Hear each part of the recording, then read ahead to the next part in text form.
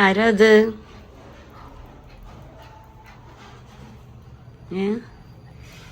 ആരത്? Good morning സോറോ. Good morning റൂഫി. Good morning Sugi.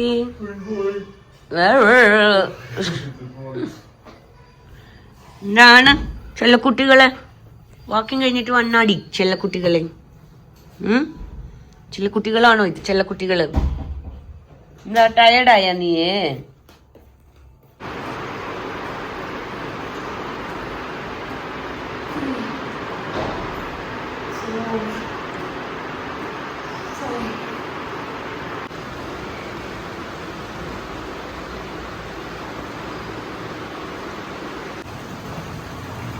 Tiring workout കഴിഞ്ഞിട്ട് ഈ സ്വിമ്മിങ് പൂളിൽ നോക്കുമ്പോൾ ഒരു നല്ല സുഖം. നേരെ പോയി ഇതിൽ ചാടാനാ തോന്നുക കേട്ടോ.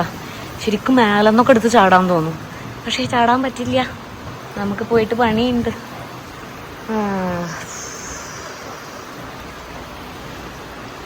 പോവാ.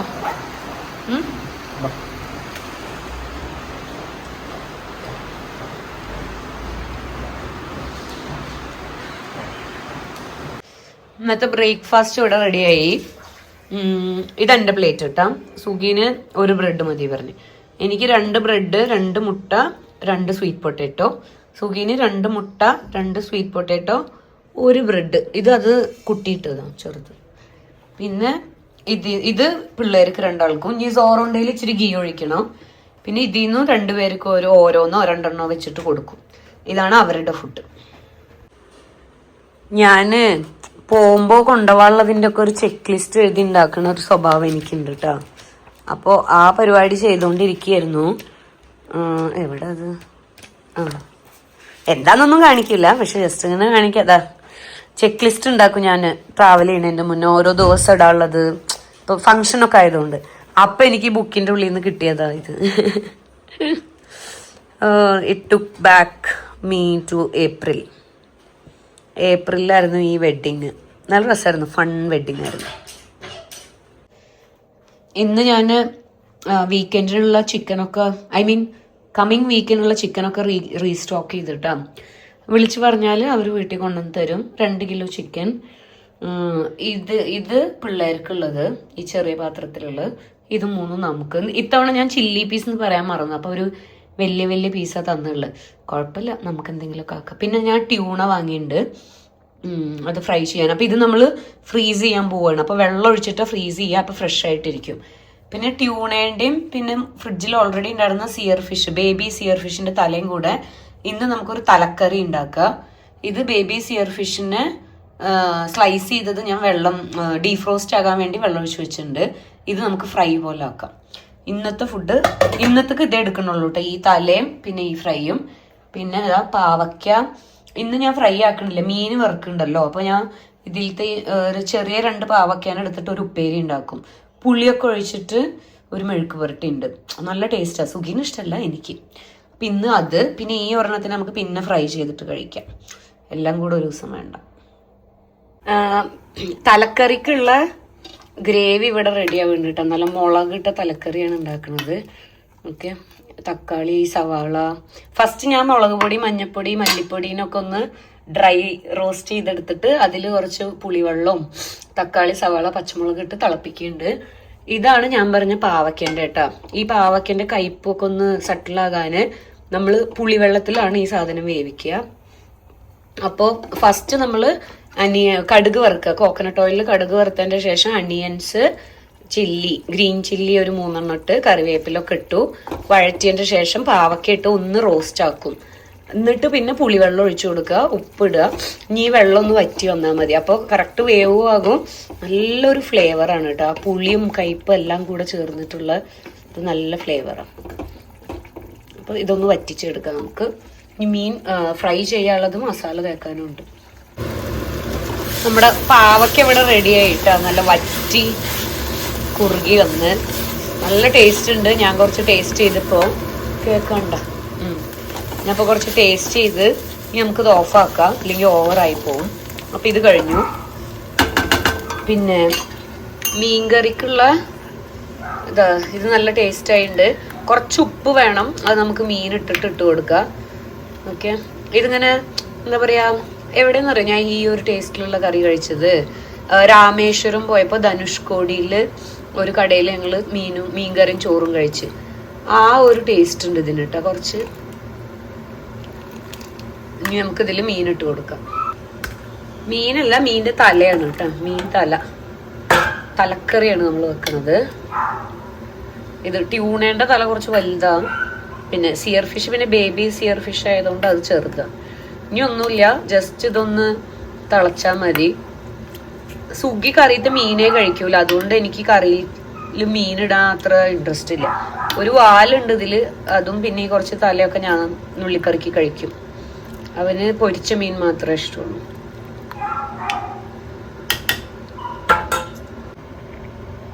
കുറച്ച് ഫ്രഷ് കറിവേപ്പിലയും കുറച്ച് പച്ച വെളിച്ചെണ്ണ ഇതിന്റെ മേലെ ഒഴിച്ചു കൊടുത്തിട്ടുണ്ട്. ഇതിൽ നമ്മൾ കടുക് വറുത്തിടണം അങ്ങനത്തെ പരിപാടിയൊന്നുമില്ല.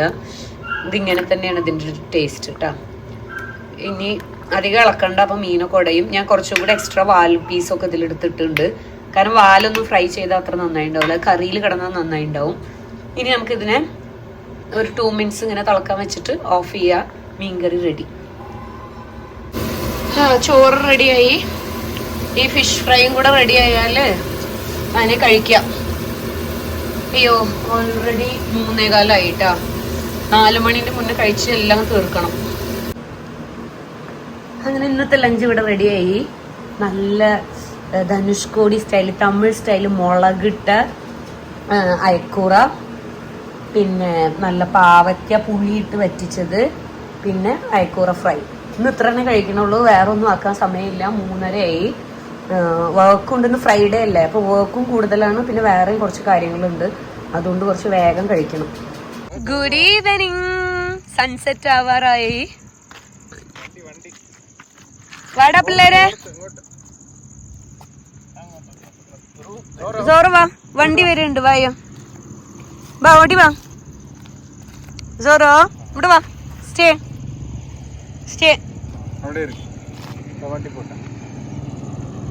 വണ്ടി വരുന്നുണ്ട്.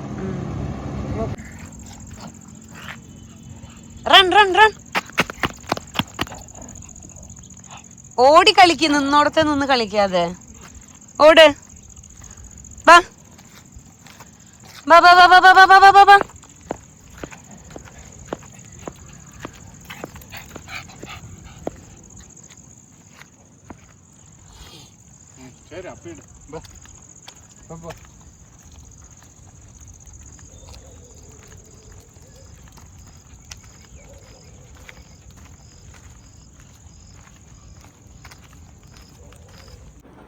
ഇന്ന് പുറത്തൊന്നും പോയില്ല ചായ കുടിക്കാന്. നല്ലൊരു ബ്ലാക്ക് കോഫി വിത്തൗട്ട് ഷുഗർ. പിന്നെ ഇപ്പൊ കേരള വണ്ടിയിൽ പോയിട്ട് പപ്പടവട വാങ്ങിയിട്ട് വന്നു. അപ്പൊ 2 പപ്പടവട എടുത്തു. വർക്ക് പോകുന്നുണ്ട്, ഇപ്പൊ ഒരു മീറ്റിംഗ് ഉണ്ട്, അതുകൊണ്ട് അങ്ങനെ കോഫി കുടിച്ച് മീറ്റിംഗ് അറ്റൻഡ് ചെയ്യാ വിചാരിക്കുന്നുണ്ട്. ഇതിന്റെ റെസിപ്പി ഉണ്ടാ? എന്താ സാധനം പറയേ? കക്കയിറച്ചിന്റെ ഒരു തേങ്ങാക്കൊത്തൊക്കെ ഇട്ട ഒരു നാടൻ റോസ്റ്റ്. മക്കളെ, ഞാൻ കുറെ നാള് കഴിഞ്ഞ് കഴിക്കുക എത്ര ടേസ്റ്റ് ഉള്ള കക്ക. അവൻ കേടായോ എന്ന് നോക്കാൻ വേണ്ടി വിളിച്ചതാ, പക്ഷെ വേറെ ലെവൽ ടേസ്റ്റ്. നീ ഇത്ര നന്നായി കുക്ക് ചെയ്യുമെന്ന് എനിക്ക് അറിയൂലായിരുന്നു കേട്ടാ. പോടുന്ന് നിന്റെ എന്തൊക്കെ എനിക്ക് നല്ല ഇഷ്ടമായിരുന്നു അറിയോ? ഒന്നാം മുട്ടന്റെ ആ ഒരു ഇത്, മുട്ട പുഴുങ്ങിയിട്ട് നീ ഒരു റോസ്റ്റ് പോലെ, നിന്റെ പയറുപ്പേരി, പിന്നെ ഇത് നല്ല ടേസ്റ്റ് ഉണ്ട്. മതി മതി, വെന്തു ഇനി വെച്ചാൽ അത് ചിലപ്പോ റബ്ബറി ആകും. Correct wave. ഇല്ല ഇല്ല. അപ്പൊ ഞാനൊരു ബൗൾ എടുത്തിട്ട് പോട്ടെ. ഞാൻ ഇത് മാത്രം തിന്നും, എനിക്ക് ചോറൊന്നും വേണ്ട. ഇന്ന് ഞാൻ മൈക്കിനെ ഇവിടെ ഇരുത്തിയിട്ടുണ്ട് കേട്ടാ. മൈക്കിനെ ഇവിടെ വെച്ചേക്ക, കയ്യിൽ പിടിക്കണ്ടല്ലോ പറഞ്ഞിട്ട്. പിന്നെ ഇപ്പോ 12:30 ആയി. So happy independence day every one. ഇതിപ്പോ ഞാൻ കാണിച്ചില്ലേ,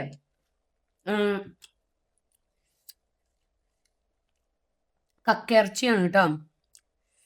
എരിയുണ്ട്.